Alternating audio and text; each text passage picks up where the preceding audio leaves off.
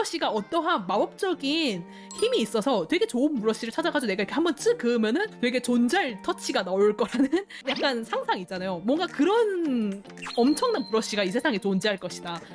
색 알아서 섞이네. 그럼 이제 내가 그냥 이렇게 비비적거리면 알아서 완성되겠지. 이런 일은 절대로 일어나지 않습니다.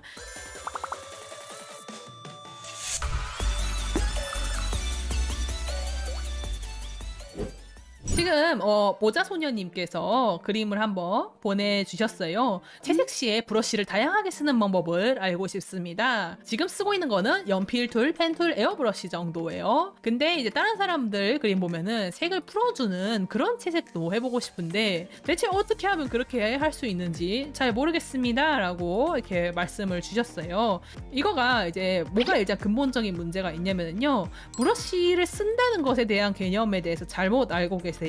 이거 이제 초보 때 많이 하는 실수인데, 요 바람 같은 느낌을 이제 보여주고 싶었던 거죠. 쉽게 얘기하면은 원래 약간 형태가 없는 물체를 그릴 때, 예를 대표적으로는 불, 혹은 이제 물, 뭐 이런 바람 같은 이펙트 같은 것들을 있잖아요. 약간 기체나 아니면 액체 같은 것들에 가깝잖아요, 그렇죠? 그러니까 뭔가 덩어리가 있게 붙여서 그리는 것이 아니고 약간 이렇게 뭔가 웨이브라고 생각을 한단 말이에요. 동작 그 자체? 라고 생각을 한단 말이에요. 그래서 그냥 이렇게 그려요. 그러니까 예를 들면은요, 불을 그린다고 생각했을 때 막 이렇게 그리는 거야, 불을. 만화처럼 어떠한 움직이는 형태의 흐름을 그리는 거고, 근데 실제로 불은 이렇게 안 생겼습니다. 여러분, 너무 당연하게도 생각하면은 실제로 좀 불 이펙트라든지 그런 거 그리는 모양새를 보면은요, 자, 실제로는 이렇게 생겼습니다. 자세히 보시면은요, 요 겉에 윤곽이 생각보다 복잡하지 않아요? 이거를요, 이 흐름으로 보지 말고요, 면으로 한번 보세요. 면. 그러니까 선이 아니고 면으로 보세요. 그럼 어떤 느낌이냐면은 약간 이렇게 다이아몬드 모양 하는 느낌이 조금 든단 말이야. 요런 데도 보면은 약간 리본처럼 휘어지기도 하고요. 불의 형태라는 것이 생각보다 구체적이에요. 그래서 이렇게 면으로 좀 짜지기 시작하면은 구체적인 이런 모양이 있단 말이에요. 그리고 주변에 이렇게 불씨들도 좀 더 구체적으로 이렇게 있고, 그래서 이런 것들을 다 그려줘야 돼요. 실제로는 불을 실제로 그린 이펙트도 한번 볼까요? 이제 다른 분들께서 그려주신 이펙트 같은 거, 이런 것들도 보면은요, 그래서 이 실루엣의 느낌, 이 겉 윤곽 있죠? 약간 파도 치는 것 같은 이 느낌을 그대로 이렇게 재현하려고 한 모습이 보이는 게 보이나요? 어떤 얘기인지 알겠죠? 그러니까 여러분들 불도 그렇고 물도 그렇고 모든 게 그래요. 우리는 생각을 할 때 물도 어떻게 생각을 해요? 물도 그냥 뭔가 이렇게 흘러내리는 느낌이라고 생각을 하고, 불은 또 이제 그냥 이렇게 뭔가 위로 올라가는 이 흐름만 생각하고 구체적으로 그게 어떻게 생겼는지에 대한 고민을 하지 않는다는 거야. 그거가 이 그림의 이제 잘못된 점인 거야. 배경을 이제 그릴 때 이게 선으로 그린 거예요. 이렇게 선으로. 이 겉에 윤곽, 요 겉에 브러쉬 윤곽이 어떤 모양으로 나올지 생각하지 않았어요. 원래 브러쉬가 그냥 이렇게 생긴 거야. 그러니까 연필 브러쉬로 따지면은요, 우리가 연필 브러쉬 필압에 따라서 모양이 생기는 이 느낌 있죠. 지금 제가 그려놓은 이 불처럼 이 흐름에 맞춰서 그냥 이렇게 그려놓기만 한 거야. 선으로 그린 거야. 이 굵기만 조금씩 바꿔가면서. 이렇게 하면은 어떠한 브러쉬 터치도 정확한 형태를 가질 수 없습니다. 특히 이렇게 바람이라든지 이런 표현을 할 땐 더더욱 그렇고요. 그러면 이제 결론적으로 이걸 어떻게 해야 되냐? 이 터치를 하실 때 선이라고 생각하지 마시고요, 면으로 생각을 해야 돼. 불과 물을 예시로 들긴 했지만요, 그냥 브러쉬 터치의 모든 지점 중에 하나입니다. 그러니까 사실 이거 캐릭터 채색할 때도 똑같아요. 예를 들면 봐봐요, 이 옷주름 같은 거 보시면은 여기도 보면은 그냥 선으로 그린 게 보여요. 브러쉬를 이렇게 그냥 이렇게 선으로 브러쉬 그대로 그냥 쓱쓱 그은 거예요. 이건 면으로 본인이 생각을 하지 않은 거거든요. 그러면 실제로는 어떻게 나올까? 진짜로 이렇게 직선으로 쭉쭉쭉 그어져 있을까요? 아니거든요. 자, 한번 다른 이런 사진들 한번 보시면은요, 이게 요런 거를 그린 거잖아요. 되게 얇은 주름을 그린 거잖아요. 근데 자세히 살펴보면 이걸 선이 아니고 면이라고 생각하는 순간부터 여긴 좀 좁은데요, 좀 넓어졌어. 그쵸? 여기도 약간 세모야. 좀 변했어. 그쵸?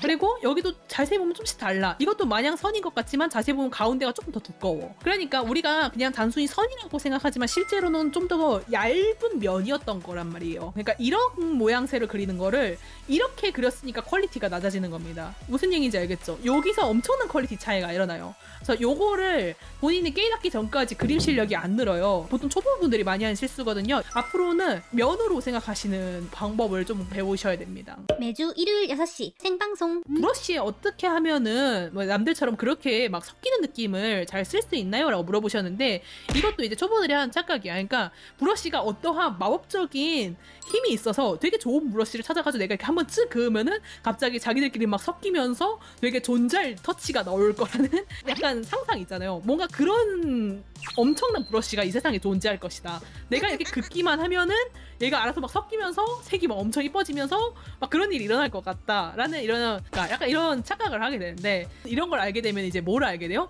결국에는 이 터치 그러니까 요런 터치도 있잖아요. 이렇게 모양을 만드는 것도 수동이었구나. 그냥 내가 이렇게 그렸어야 되는구나. 라는 지점을 깨달으셔야 됩니다. 그러니까 요거 또 그러면 어떻게 해야 돼요? 그냥 긋는 게 아니고요. 연결될 때까지 터치를 넣어주셔야 됩니다. 그 터치를 본인이 수동으로 넣는다면 사실 브러쉬는 뭐든 상관이 없습니다. 자, 그래서 한번 해보죠. 물론 이제 이렇게 섞는 것도 중요하고 여기서 그냥 완전 정직하게 과하게 이렇게 쓱쓱 긋기만 하지 말고 여기가 풀어지고 이런 것들을 다 잡아야 돼요. 이거는 모든 것이 수동입니다. 놀랍지 않아요? 프로 작가님들이 이걸 다 수동으로 하고 있다는 사실이 그 외의 방법은 없어요. 여기가 그림 그릴 때 그러면은 이게 그냥 이렇게 브러쉬를 정확하게 보여주는 게 아니고 어디는 조금 더 뾰족하게 할까? 아니면 약간 불꽃처럼 보이게 아까 보여줬던 것처럼 약간 꽃잎 같은 흐름을 만들어 볼까? 이런 고민을 다 해줘야 돼요. 타임레스의 폐에 약간 그럴 수 있어. 빨리 그리다 보면은 이걸 이렇게 직접 생각하면서 터치하고 있다는 걸 모를 수 있죠. 그러니까 지금 말씀하시잖아요. 원래 브러쉬가 그냥 그런 기능이 있을 거라고 생각했다고 했잖아요. 아이라는 거지. 예, 다 생각하면서 하는 겁니다. 물론 어느 정도 이런 걸 도와주는 브러쉬가 있기는 해요. 생각보다 그렇게까지 도와주지 않아요. 결국에는 내가 해야 돼. 존잘님들한테 브러쉬 뭐 쓰세요 하면은 다들 기본 브러쉬요 하시더라고요. 그러니까 이게 그겁니다. 결국에는 뭐다? 그 기본 브러쉬로 노가다를 띄고 있다. 결국에는 본인이 수동으로 하고자 하는 약간 포기하는 마음. 결국에는 얘가 도와주진 않을 거라는 약간 포기하는 마음이 있어주시면은 그림 실력이 빨리 늡니다. 근데 이제 만약에 클립 스튜디오 쓴다면은 클립 스튜디오는 약간 이렇게 색을 섞는 브러쉬가 있긴 합니다. 자, 이런 브러쉬를 쓰면은 색을 섞는 걸 얘가 도와주긴 하죠. 근데 다시 한번 얘기하지만은 얘가 맞는 건 아니기 때문에 얘 색 알아서 섞이네. 그럼 이제 내가 그냥 이렇게 비비적거리면 알아서 완성되겠지. 이런 일은 절대로 일어나지 않습니다. 경계선이 조금 더 어떤 모양으로 왔다 갔다 하면 예쁠지 수동으로 다 잡아주는 게 좋아요. 이런 섬세함 좀 필요해. 약간 더 실루엣이 약간 불꽃 모양으로 만약에 내가 하고 싶다면은 조금 더 이런 모양이 나오게 내가 실제로 좀 더 그려준다든지 이러면 이제 약간 더 불꽃 흐름이 나오죠. 이런 것도 다 그냥 수동으로 그려야 된다는 거예요. 그러니까. 매주 일요일 6시 생방송. 자, 그래서 아까도 말씀드렸지만은 이게 다 조금 더 디테일이 필요하다고 말씀을 드렸죠. 그냥 긋는 게 아니고 어디는 조금 더 밝은 느낌이 나야 될까 하면서 이 외곽선을 기준으로 생각을 하세요. 그러니까 이거를 그릴 때 얘를 이렇게 긋는 게 아니고요. 좀 더 브러쉬를 작게 써서 모양을 그리려고 해보세요. 그 다음에 칠해요. 사실은 약간 이런 느낌으로 그리셔야지 좀 더 구체적인 형태를 그릴 수 있거든요. 그래서 한번 여기만 좀 한번 처리를 해보죠. 그런 감각으로. 그림자의 모양은 네모건 세모건 동그라미건 상관이 없는 건가요? 자, 바로 그게 중요한 거예요. 그거를 알아내기 위해서 우리가 자료 참고를 하는 겁니다. 이게 대충만 봐도 달라요. 이렇게 그려지는 거랑 이렇게 그려지는 거랑. 그치요? 요것도 보시면은요, 약간 선으로 그리시는 분들은 그림자가 두께가 전체적으로 일정한 형태를 유지하고 있는 경우가 되게 많거든요. 근데 한번 나중에 다른 분들 그림을 한번 참고해 보시면은요, 생각보다 좀 더 구체적인 형태를 하고 있다는 걸 알게 될 거예요. 여러분, 그림 뭐 관찰력이 좋아야 된다 이런 얘기 되게 많이 들었을 거예요. 관측을 잘한다는 게 대체 어떻게 하는 건데 약간 이런 생각 들은 적 있을 거예요. 그게 이겁니다. 옆에 보니까 그림자가 있어. 그림자 있어. 약간 이런 식으로 그리는 게 아니고 그게 어떻게 생겼는지를 보라는 거죠. 조금 더 구체적으로 하나만 더 보여드릴게요. 예를 들면은 내가 이거를 관찰을 하려고 노력을 한다고 쳐봐요. 근데 이제 관찰을 면으로 해야 된다는 개념이 없는 분들은 어떤 실수를 하냐면요. 그림자가 여기 선 하나 있고 하나 있고 밑에 하나 더 있고 여기 하나 더 있네. 선 하나 더 있고 그리고 하나 더 있고 이렇게 있네. 이렇게 해석을 하는데 이렇게 하면 안 된다는 거예요. 이게 선으로 해석하는 거거든요. 실제로 해야 되는 거는 어떤 느낌이냐면은 실제로는 요 끝을요 구체적으로 한번 따라다녀 보세요. 약간 더 집중력이 필요할 거예요. 그럼 이렇게 한번 쫓아가 보시면은요 복잡한 형태라는 걸 알 수 있어요. 그러니까 뭔 얘기인지 알겠어요? 요런 차이요. 그래서 요거를 아냐 모르냐에 따라서 이제 그림 실력이 달라진다는 거죠. 요런 데도 봐봐요. 코도 봐봐. 여기 보시면은 코가 그림자가 이렇게 그린 겁니다. 선으로 그린 거예요. 이렇게 그리는 게 아니고 면으로 그리셔야 됩니다. 하이라이트도 브러쉬가 두께가 그대로 남아있죠. 이렇게 이 하이라이트는 어떻게 그렸냐면 이렇게 그린 겁니다.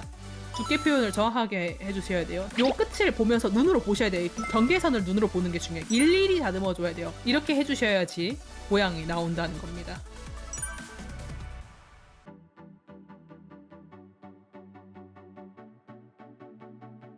지금 보시면은요, 이렇게 제가 조금씩 터치하면서 다듬었잖아요. 지금 보시면 특히 이 하이라이트 부분 보면은 좀 더 많이 차이가 나는 게 느껴지실 겁니다. 여기는 브러쉬가 모양이 그대로 다 남아있다는 느낌이 들죠. 그러니까 약간 얼기설기한 느낌이 들잖아요. 근데 이건 제가 수동으로 다 정돈을 했기 때문에 약간 더 어떠한 모양을 보여주고 있다는 걸 느낄 수 있죠. 이런 거 보면은 끝에가 브러쉬가 그대로 남아있잖아요. 터치가 그대로 남아있는 느낌.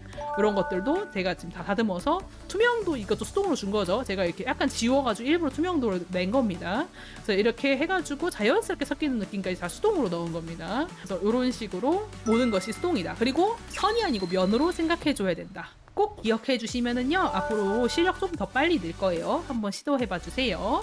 모자소녀님 그림은 여기까지 하겠습니다.